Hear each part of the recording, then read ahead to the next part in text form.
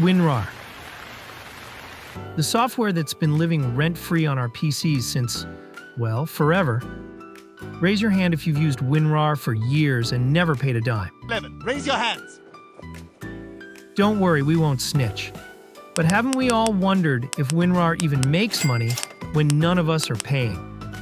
Spoiler alert. WinRAR actually makes a ton of cash. And no, it's not some kind of dark web scheme. The answer is actually kind of genius and a little ridiculous. Before we dive into the money part, let's give some credit where it's due. Meet the mad genius behind WinRAR, Eugene Roshal, Evgeny Lazarevich Roshal, aka the guy responsible for that annoying Buy WinRAR pop-up. Created WinRAR back in 1995. Yes, 1995, when people thought dial-up internet was the future. This man literally built a file-zipping empire. He basically wanted to solve a simple problem: how to squish massive files down into something manageable. So he invented RAR files, like ZIP files, but with more flair. Fast forward 30 years, and now Eugene's creation is on pretty much every PC ever made. And guess what? What? We still aren't paying. So here's the million-dollar question. If no one's buying it, how is WinRAR making bank? Well, it turns out WinRAR runs on a little thing we like to call nagware. What's nagware, you ask? Basically, it's software that nags you with constant buy me messages, but never actually forces you to pay. Here's the twist, though. Even though most of us are freeloading our way through life, but corporations are not. You know that 40-day reminder WinRAR keeps reminding you with? It might be an annoyance for you, but a big threat to companies.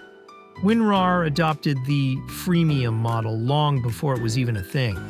Basically, it's free for personal use, but businesses? Yeah, they're expected to fork over some cash for a license. Genius, right? This move made WinRAR super popular with regular folks, and here's where it gets interesting.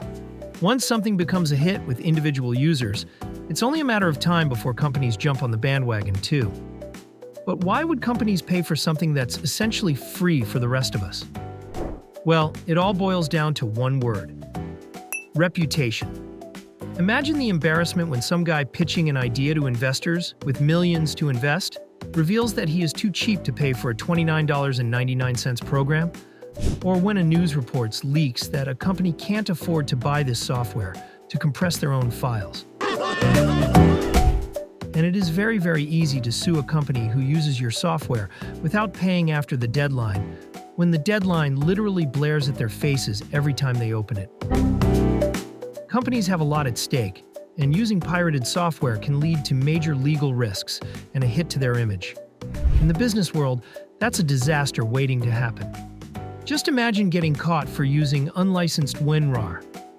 It could cost a company way more than just buying the license. WinRAR might be a free ride for us, but for businesses, it's a smart investment in staying out of trouble.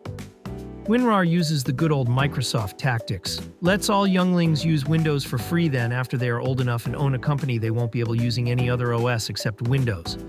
So there you have it. WinRAR doesn't make money from people, it makes it from companies. Yeah, WinRAR makes bank from corporate guilt trips. But wait, don't go away now that you know the whats and whys. Let's be real for a sec. WinRAR isn't just a tool, it's a legend. It's survived multiple generations of Windows, from 95 to XP to Windows 11. And it's still relevant today. While we've moved on from floppy disks, somehow we're still clinging to WinRAR, like that one pair of socks you just can't throw away. It's the software version of don't fix what ain't broken. And honestly, it's probably gonna outlive us all. Will WinRAR ever die?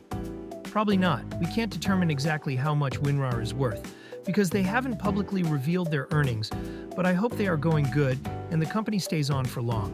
In fact, it'll likely still be asking for $29.95 when we're all zipping files in virtual reality.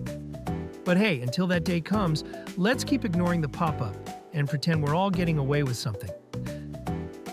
Thank you for watching this video all the way through. You might have noticed we're a new channel, this is our first video, and we truly appreciate your support. If you have any feedback or topic suggestions, we'd love to hear from you.